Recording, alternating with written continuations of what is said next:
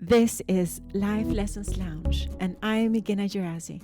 Here, we explore diverse life stories and the wisdom they hold. Let's delve into the stories that shape us, teach us, and connect us all.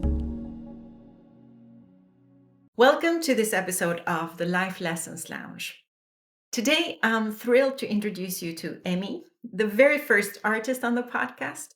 And Emmy is a dancer, musician, and songwriter living a beautifully creative and multifaceted life. In our conversation, we dive into the heart of her artistic process, how creativity flows through music, movement, and words, and how she stays true to herself even when the path gets tough. She shares stories about rejection, resilience, dreaming, and the quiet moments that spark inspiration. We also explore what home means after 20 years in Germany, how she navigates being deeply feeling and expressive in a world that often wants to label us, and what keeps her going as an artist and as a woman. This episode is a soulful, honest celebration of living in full color. Tune in and be inspired by Emmy's flow, fire, and truth. Very welcome to the podcast. Thank you. I'm actually very honored because you're the first artist that I have in the podcast, and I'm really curious about an artist story. So thank you for being here. Thanks for having me. Yeah, well, as I said, it's an honor. And I would love a little bit of intro about yourself. Yeah, my name is Amy Batchelder-Mohs, and I was born in Vermont in the States. Never moved. Youngest of 6 kids and very family oriented, very musical dad. And my sister and I started singing together quite young and seemed to always annoy my older brother until there was a talent show in high school and he said we should sign up for it.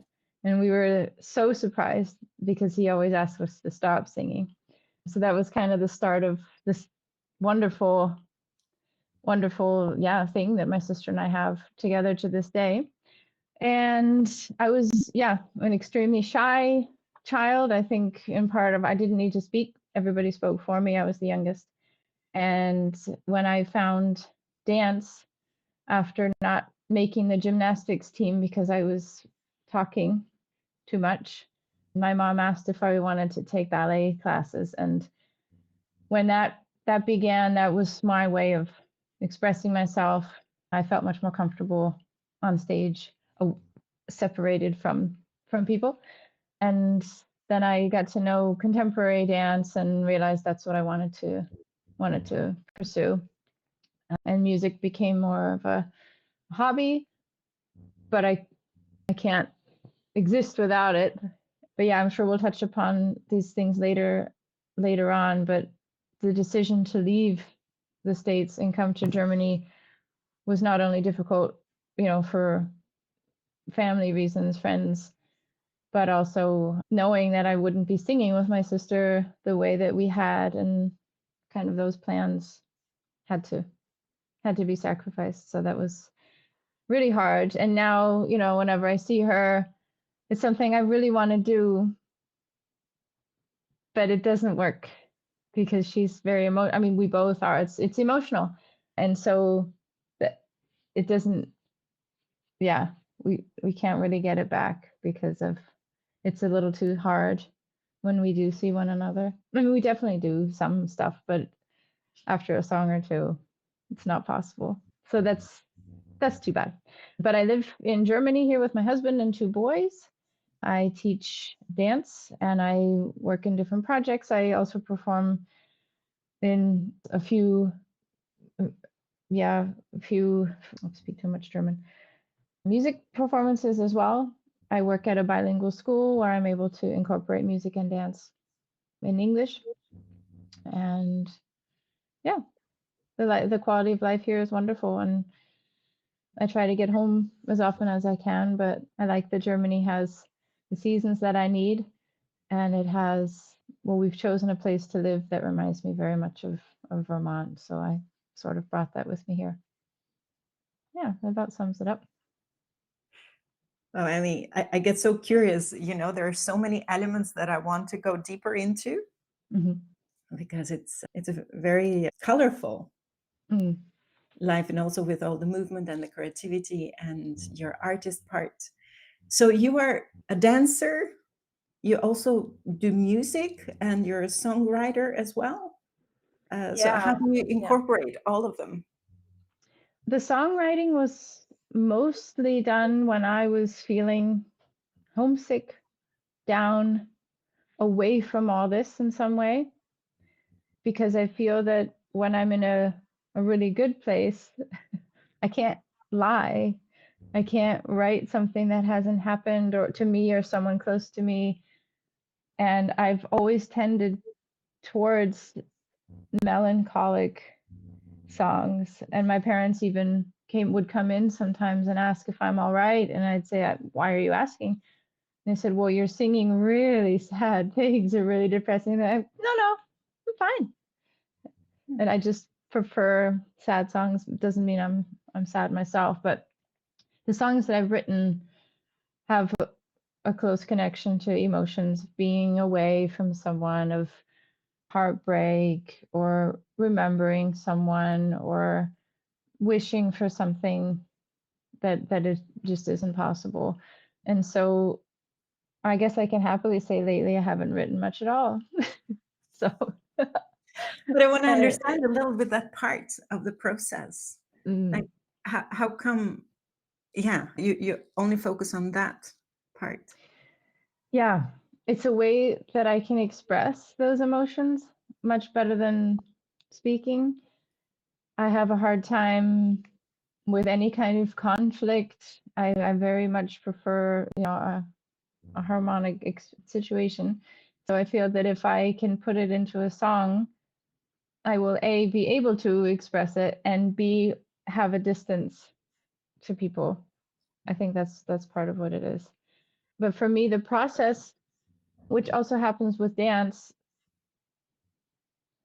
I get inspired and it has to come out immediately. I've been known to pull the car over and write something down, or quickly record it on my phone at a red light, or because I will lose that the original essence of it. And it often happens that way with me, that it's all at once. I'm not someone who will work on something and chip away and go back and fix this or that. For me, the bulk of it needs to be there right away. It That's the reminds me of process. actually what I've read in The Big Magic of Elizabeth Gilbert. And she also talks about this creative process, right? Okay. How it is. And it's like ideas are there in the air and you just need to Mm, grab them. Otherwise, they will just go to someone else who will. absolutely. Absolutely. Yeah. Yeah, and I'm very much, I'm learning this now at my age. An energy person, someone has told me this. When I feel that when I'm teaching a dance class and I'm not feeling what I want them to get from this, even an exercise or a choreography, I'll explain and talk about some imagery or some qualities I would like to see. Or what I love to say is, you are the music. Imagine that you are. And then there's a volatile change of energy in the room, and I feel it. And it's often with everyone and not just a single person or a few people. So I find that fascinating, that that's become more and more a part of my experience in sharing my processes with others. And also, this may sound strange, but we have two cats, and I like to put my forehead on the cat's forehead and imagine that it's streaming into me, this cat energy, I guess. It sounds strange, but No, I it can doesn't. feel it. I can feel it. I really can. And I feel also, because I work with children as well, and even not in a creative atmosphere, I can feel when if I observe a child being punished, or if I observe a child being told, this happened just yesterday, being told they're annoying or go away. I feel how they feel, and I don't, it hurts me, and it makes me think, gosh, did I ever feel, I don't remember being made to feel that way, but I don't like it. And I feel how that child is feeling. And yeah, and so it's the word in German is anstrengend. It's quite strenuous and stressful to be such an energy person because I can't turn that off, Mm. and it's exhausting sometimes. Yeah. Yeah, yeah, that's what I was going to ask because it feels like you feel a lot, right? Mm. So how do you process all these feelings? I needed to live in a place where I can, I don't want to say escape from all that, because I think it's incredibly beneficial in so many ways for me to be a sensitive person. But I need to close the door when I come home from work, for example, the house is empty. Just take a deep breath. And I needed to live in a place where I can look outside and only see trees, and I can walk out my front door and go for a walk. And I have lots of options. Where do I want to go today? I need nature. Is my parents instilled that in us from day one, how to appreciate and to respect it and to care for it and be aware of this bird, of this tree, of just always be aware and keep your eyes open for things that, so it's lost to so many these days. And I like to think that I help others actually stop and look around, because it not only changes your, yeah, your focus at the moment, but it makes you appreciate other things and de-stress basically. So, and not only do I need to be around the natural world and very little noise, I really, I need the quiet. I need, for example, my Friday, or I need, and when I first moved to Germany, I thought, what do you mean all this vacation time? Do people ever work? And now it's not enough, that I lived here so long. But I need these weeks of not doing any of that, because I find that when I go back, the ideas are, there are too many because I've had that time. And so I need breaks from it completely. I need, yeah, I need the natural world, and I need it to be quiet. Yeah. And now that my boys are teenagers, they're not here as much, which is in the one way sad, but in another way, I am able to have these things more readily than before, for sure. Mm, love that. Mhm. So is that how your creative process looks like? With the time, with the quietness and the stillness and the rest. Pretty much. Yeah. Yeah. And if something comes to me, I've learned I need to act now, because I feel that I've lost quite a few things because I didn't. And I can't remember what that was. I can't get that back. I am a very avid dreamer, Mm, and I have been able to dream choreography or dream music that I've never heard before. And I wrote down, in my dream, I was walking past the dance studio and watching them, thinking, I don't know if I could do that. It looks really hard. And in my dream, I went in the studio, learned that, and then used it that evening in class. And I mean, and I told them, I said, you're not going to believe this, but I saw this in my dream. I learned it in my dream, and now I'm teaching it to you. So I think the creative that's process impressive. continues in my subconscious Yeah. sometimes. And I've also learned I have to write my dreams down, because I wake up in the morning and it's right there. And I think, I'll remember this because it's so present, and then it's gone. An hour later, my day starts and I can't get it back. So I have a special thing on my phone for dreams. And then my dad will say, what did I tell you about drinking late at night? You got to lay off the liquor. And I said, I didn't have any alcohol. So it's really funny. It's kind of a family joke. My Yeah. brother bought me a 10,000 Dreams interpreted book when I was about 18 because I've had very vivid dreams most of my life. Yeah. So you've always had them. That's Yeah. As long as I can, yeah. I can I know a lot of people do, but I fly. I I have really long legs that just float up. I feel, I cry. I worked at a summer camp and the junior counselor in my cabin woke me up because I was sobbing in my dreams, and and I, I had a dream that someone I loved had died, and that's happened quite a lot, that I wake up with a wet face and I dreamt. Yeah, so I'll be in a bad mood all day if I had a dream my husband had an affair, and I read the letter she'd written to him. I had it in my hands in my dreams. I saw her handwriting and I read a letter. And it's also become a bit of a family joke that, this was years ago, but I'll say, what took you so long, from work? Or he'll say that he was with so and so, the name in the dream. And we laugh because it's been this family joke that I dreamt that up. But yeah, that's also kind of a lot because very strange dreams sometimes. And I don't know where that, and I say to my son sometimes, please don't tell me this, or I don't want to hear that. You know what might happen, because it'll come up in a dream or be in some mm, very strange way.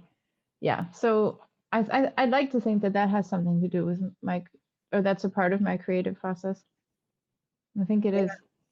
yeah, definitely. Mm. I'm one of those persons that don't remember dreams, or Mm, I think I don't dream. okay. And when I hear people like you, I'm like, do you rest Mm. when you actually dream that much? I'm a great sleeper. I'd like to think so. My ideal night, which is 19 out of 20 times, I go to sleep and then I wake up in the morning. Hmm. My husband, on the other hand, he's up every night for at least an hour reading. He just wakes up. He doesn't know why, and he'll read and go Yeah, back to sleep. Mm. So I'm very grateful for that, and I feel rested. I wake up. that's good. If I can wake up naturally, that's the best. I think alarms are really horrible, horrible inventions, but I feel very rested. Yeah. No, that's good. Yeah. Mhm. Fun fact that I actually never had set an alarm in my life, which I'm very proud of. Only Really? only as a safety measure sometimes when I have to travel early. But I always wake up like 5, 10 minutes before the alarm when I have to travel. Yeah, I don't know. It's like an internal clock that I have twisted well, I think. I've done that before, but I would be afraid to rely on it. Yeah. I have, that's been, yeah, I have done that. Oh wow, that's Yeah. rare. I will also say that I sleep early. So Also I, good. I wake up early. Yeah, But yeah. So great. coming back to you, I love the combination of all, it's like music, words, songs, dancing. So it feels like it's so complete in a way, the Mm. artist part. So how do, in your perspective, how do they complement one another? Mm. I'm going to put an M here because I want to remember what I'm going to say to answer your question. But before you said that, how you said it feels complete, that means a lot to me because one thing I struggle a lot with is why didn't I do more with dance? Why didn't I do more with music? And what I say to myself is I wanted, like you said, the word complete is perfect. I wanted a family. I didn't want to live in a city. I wanted, I have a lot of interests. And if I had only gone with dance, like some of, the people that were in my master's program, they, really struggled and struggled, waitressed, auditioned, waitressed, auditioned. And then if you get something, it's very little pay and you're working so hard, very little pay, and you don't have time for anything else. And you don't, and I knew I needed that in my life, obviously for me, but I wanted to find a way for it be complete with everything else. And I still struggle with that when I see, gosh, I go to a lot of performance and think, I think I could have done it. If I see a performance and how much I love it and how it's indescribably the feel of moving that way and of being able to do that every day, all day is also something I do struggle with. Gosh, I loved it so much, but it's still a big part of my life. And I love sharing that, which I didn't expect. I love sharing it so much when people understand how it makes me feel. And for me, with dance especially, it's the perfect combination for me with music because when I was younger, I had a hard time with some other girls in the class who were not musical. They were offbeat or they were too slow or too fast because they weren't hearing it. They weren't aware. They were thinking too much about the movement. And I find that I feel that 60%, I'd say, maybe 70 of a dancer is musicality. And I that's how I feel about it.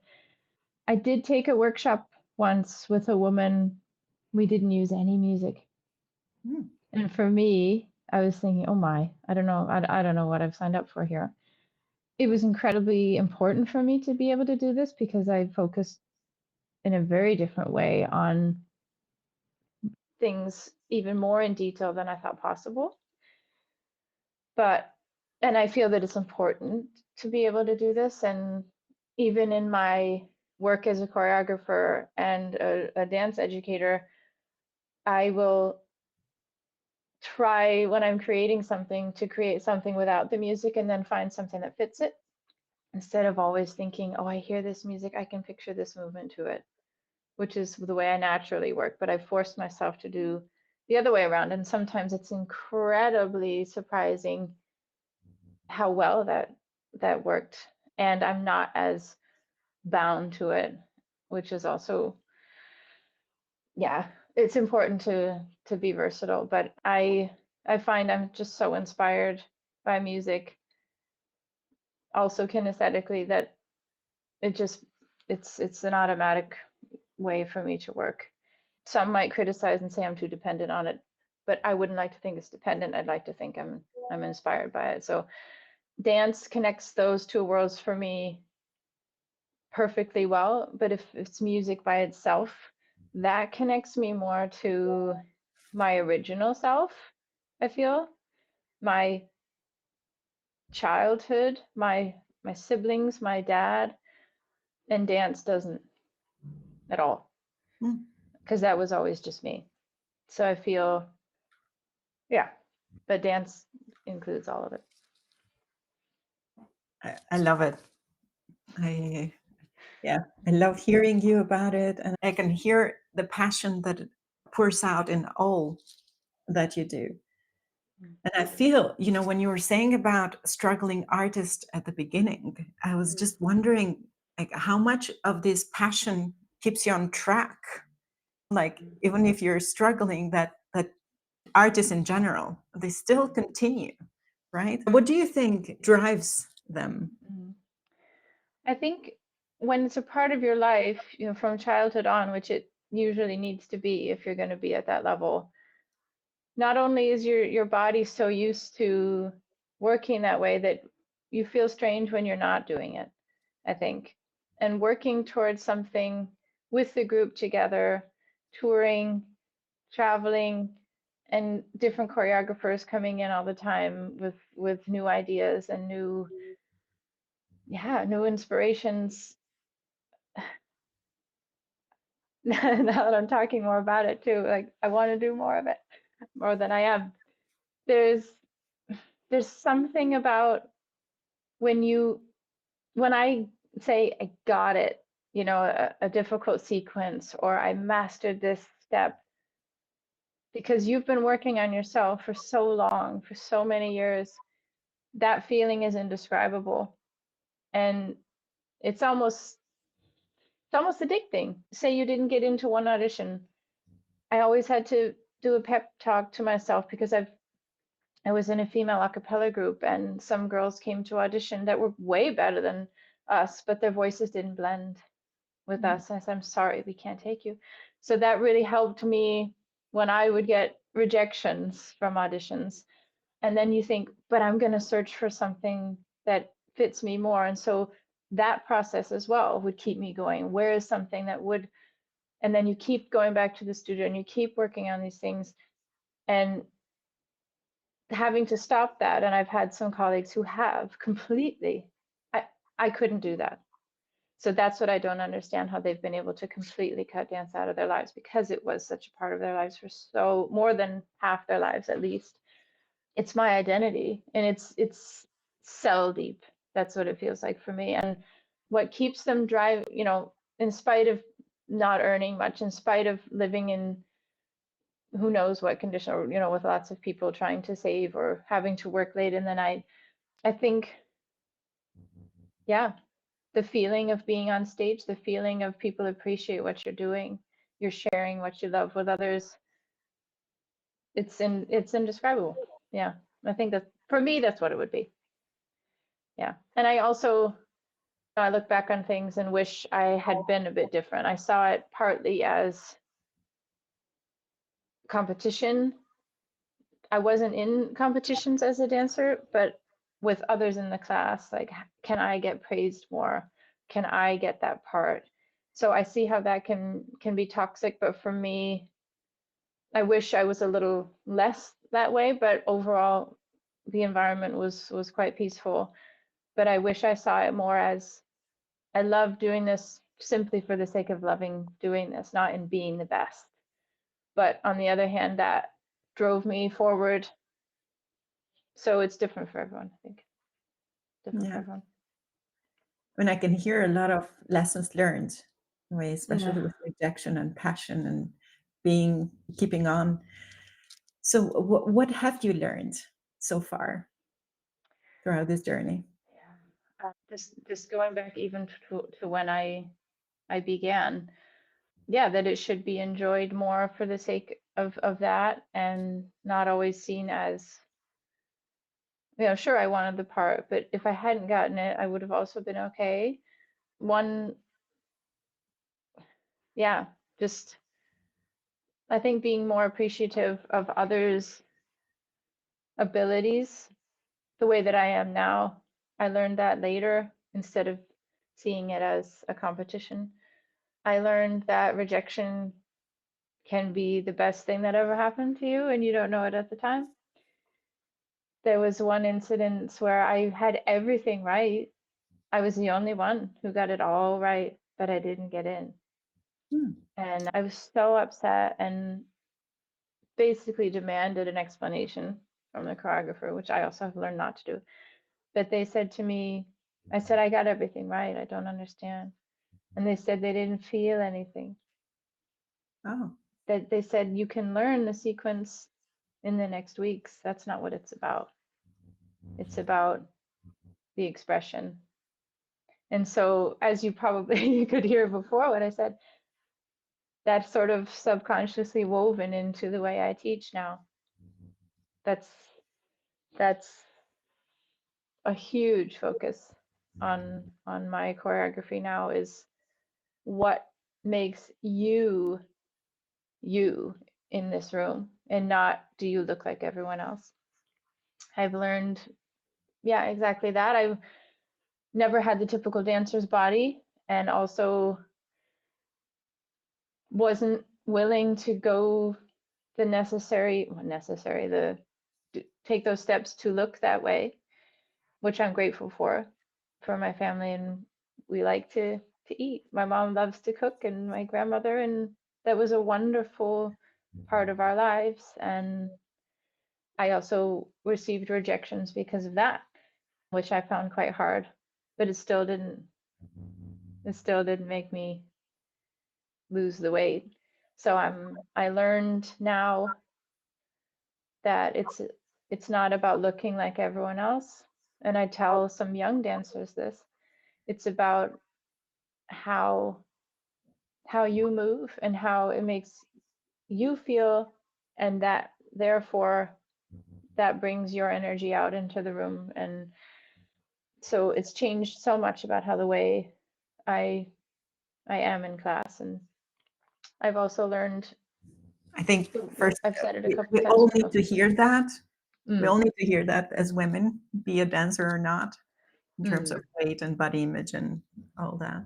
So definitely. thank you. Thank you for Mm, sharing. yeah. And the word sharing, I now have taken so much of what was only me all this time. And now I want everyone to feel the way that I do or how it makes me feel. I want them to feel that too. So the word share has been a huge lesson for me.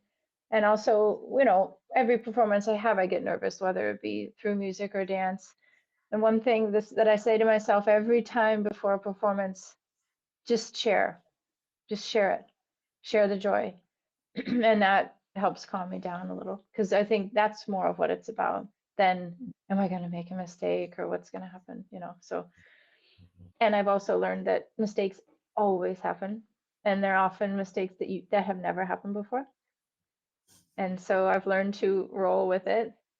There was this one wonderful piece. It was a student of Eric Hawkins, who was a student of Martha Graham, and we had a live pianist on stage, and it was a very, very long piece. I was so proud of it, and my parents flew all the way down to near the DC area to see me, and I told them there's a part in it where it's like a whole minute where we have to just stand there. And it's the hardest part of the piece. We don't move at all and keep the energy going, keep the energy going. It's really hard. And then everybody moves, together after this minute. And I remember standing there radiating the energy or trying to. But I started to think that my parents are out here somewhere, and this is the part I told them about, and then all of a sudden everybody around me was moving, and I Mm. didn't. And as you see on the video at that time, I did this.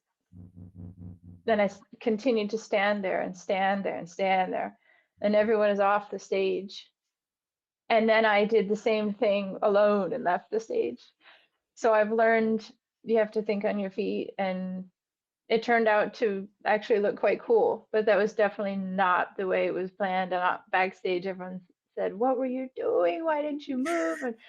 And so a huge lesson for me is I've learned as a performer, I can't think with music or dance. It has to be so, like I said before, it has to be so cell deep, so much a part of me, or something that might happen. I don't. I have to have a blank slate up there because I need to shift it from here to here, get it into the body, and that's helped a lot.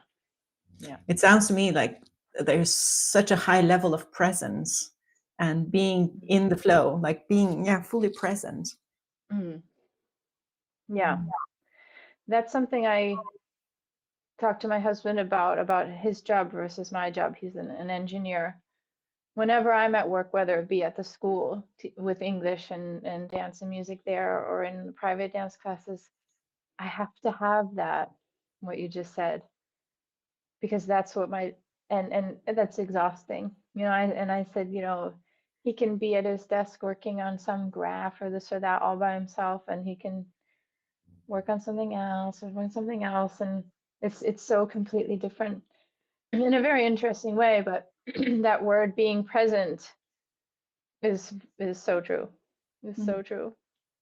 Yeah. I'm also curious, you with your artist and creativity, how are you understood by people around you?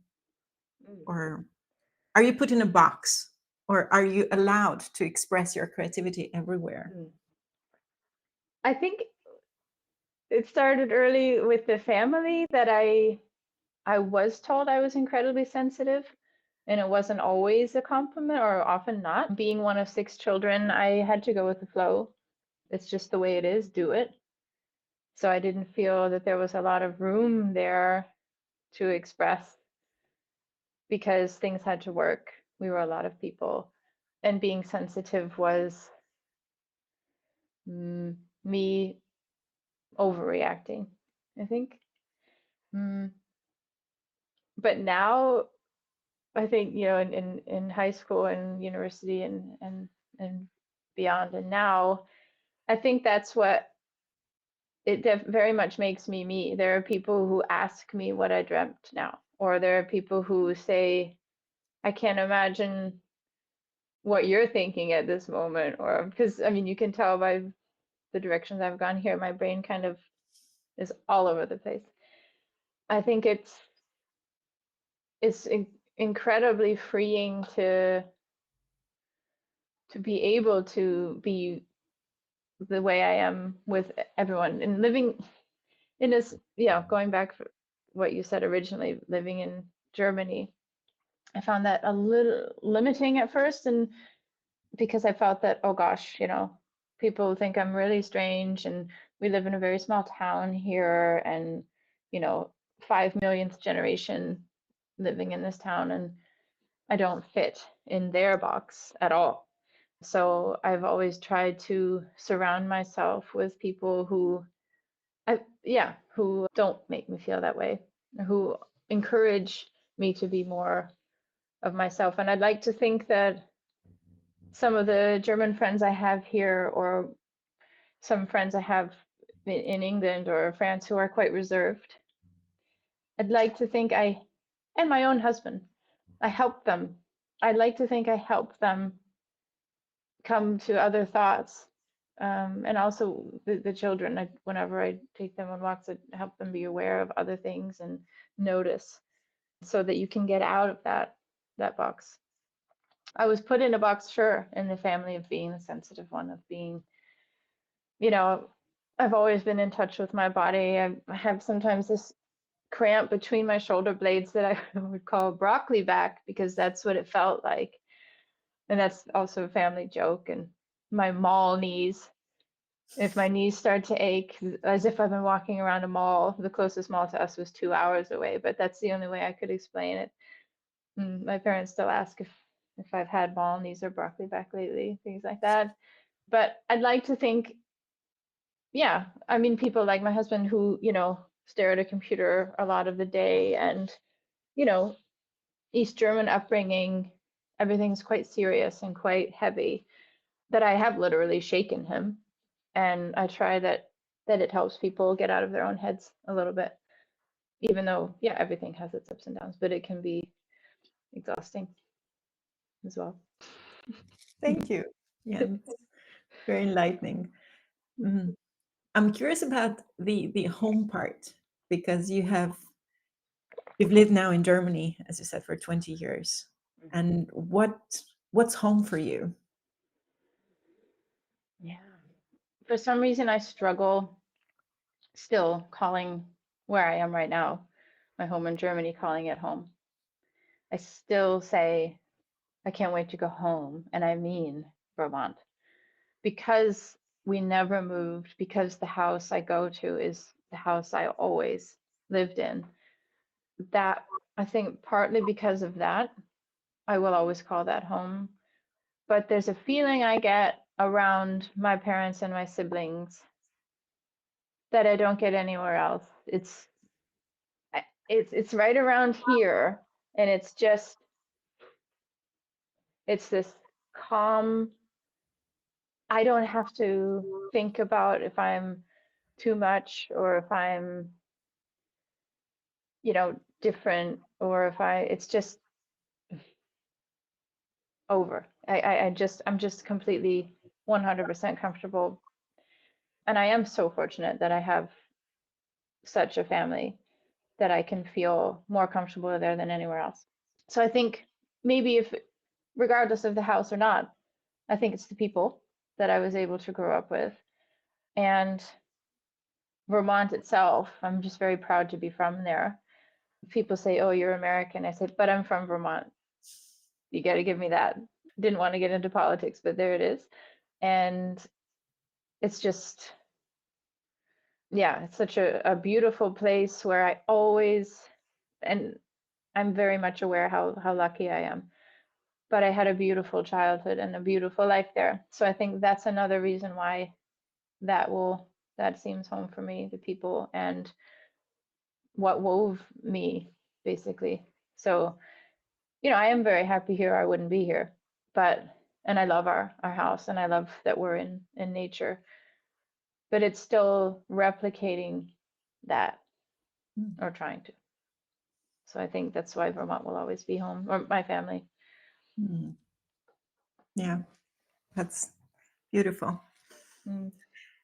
And Emmy, what are some new projects that you're working on now? One new project is through the school that I'm teaching, where I'm teaching. I've begun a movement workshop with some of the teenagers there. That's a challenge for me because most of them have no dance experience, Mm. and being teens in the midst of puberty, and I'm working with them on self-expression and creative movement, and how I'll draw pictures sometimes or write words and just give that to them and say, move this, move it. And to see what they do with it has been absolutely fascinating. And then we talk about what music might fit to this, or what if you tried this with the partner in this way. And then we'll talk about how it changed it for the good, or how it inspired them to do this or that. That has been fascinating for me because I fear teens, even though I have two of them. It's not, I felt like I was a very good mother from birth to about 12. And now I'm not feeling like I have much to bring to the table. I find it very, yeah, difficult. But to see these kids walk around, like this, and then they come to class and I say, fill the room, and I watch them. It's hard not to cry, especially with this one Mhm. girl. I saw her. I said, I see you. I really see you. And it was beautiful.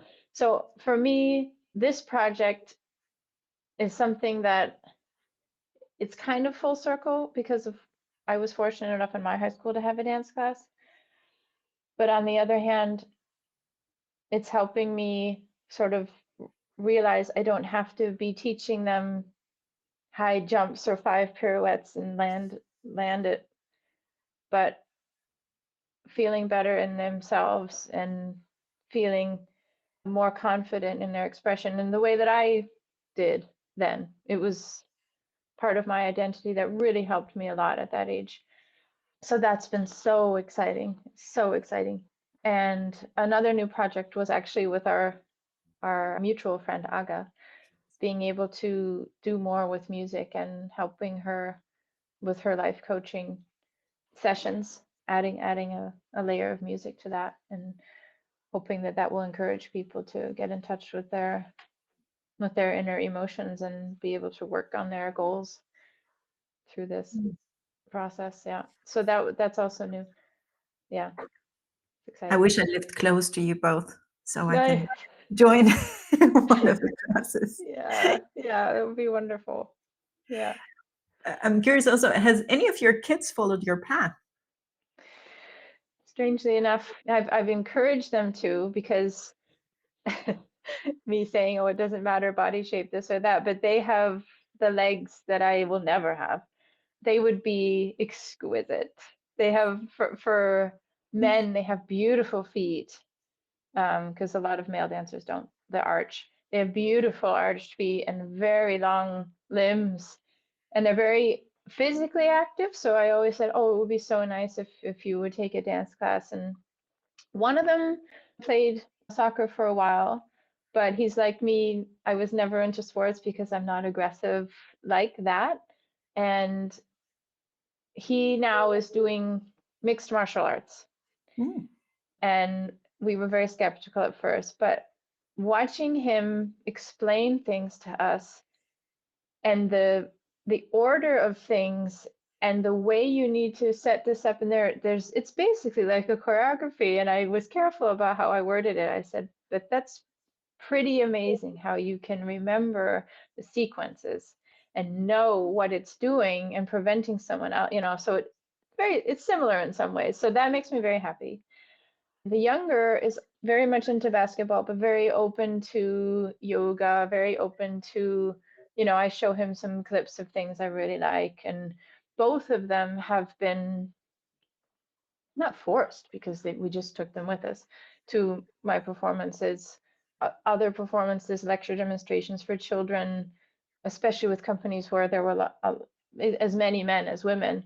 And so that things were, it was great for my husband too. The choreography was explained and then shown for real. So these things have been great for my husband as well. So he gets a bit more of a view into what I do. I also have to go to his engine. See, I can't even finish a sentence. Something to do with engines. So I do try, but it just shuts off at some point. Anyway, so they've been exposed to a lot. Just last year, they came to an open rehearsal of mine, and they came to the performance that I was in because it's important to me that they know what I do, and it's important to me that they're aware of. I think it stems back to I had a boyfriend in high school who said, I don't know why you're complaining about sore muscles or all you do is shake your ass all day. Yeah, so we weren't together very long, but it was so important for me to see that my boys realize what's behind this. And yeah, so no, they definitely don't, they're not involved in dance at all, but they're the physical aspects of their lives. I think it's made them aware in a really nice and positive way for sure. Yeah. Lovely. Mm. Amy, is there anything that I haven't asked you here that you would like to include in the podcast? Gosh. I don't know so much as that you haven't asked me, but something that, yeah, that I'd like to share. Mm. I was a part of a foreign language seminar recently, and there was a question of what makes a good friend. And it seemed so simple at the time and almost childish, but it goes into what you asked me before about home and do I feel that I'm put in a box? Also as we go older, we realize who our people are and who are not. And I basically wrote down it's someone who allows me to be me Mm. completely and someone who inspires me. And something I've tried to explain to my sons or to other people who say, oh, you just did that because she did that, or you did that, she did that too. We're all inspired by others, or we wouldn't, yeah. And that is actually a wonderful thing. And I love being inspired by people who, and my husband too, who open up. Like I never would have traveled to certain places if it weren't for him, or I never would have been able to go to Warsaw if it weren't, for the wedding, or to these amazing new experiences that these friendships have inspired for me. And I think that that is the biggest thing that I've learned is to be open and receptive and let yourself be available to new things and not be, there's a German word verkopft, and it basically means like headed. Mm. Don't be all in your head. And in a choreographer that I worked with last year, he used this word to let yourself be available, your physically, your body available to do this or to do this or to do this. And I think that should be a part of everyday life. Be open to things because things happen and life changes in a different direction, whether you wanted to or not. And it can be a wonderful thing. And I've been inspired by friends and other people so much, and that's helped me to yeah, to be able to be more resilient. Yeah, I'm trying to teach that to the boys, who one especially gets devastated if something doesn't turn out the way maybe we thought it would, or that, yeah, just being resilient and open and available. Yeah, that's a huge life lesson. Mm, yeah, Definitely. for sure. Well, I would very much thank you, Amy. I feel very inspired by you, by honestly, by your depth, by your authenticity, by your openness and integrity, and for being fully you. And thank you for sharing your story with us. Really appreciate Thank it. you. Thank you for being with us in the Life Lessons Lounge. Remember, every story has its wisdom. Join us next time for more insights and inspiration. Until then, keep learning, keep growing, and keep sharing your own story.